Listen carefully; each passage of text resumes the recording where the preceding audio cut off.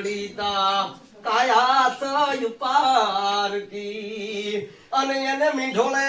બાંધી એ લીધી ટાટ રે ગરમાં ફફડે કુણું એક કાળિયું ફોડામાં જે ફળિયાની માલપા દીકરી હિસકતી હોય ઈ ફળિયા જ્યાં હિસકતી હોય ને ઈ દીકરી હારે વઈ જાય પછી ઝાડવા ઉપર પશુ પંખી પણ નથી ગઈ અને કવિ દાદ બાપુ કહે એ મારા ફળિયાના એ વડલા કેરી ડાલે ત્યાં હિસકો હીરલે ભર્યો અને ત્યાં તો પંખીડા આવીને ઉડી જાય એટો પોતારો ભર્યો એટો પોતારો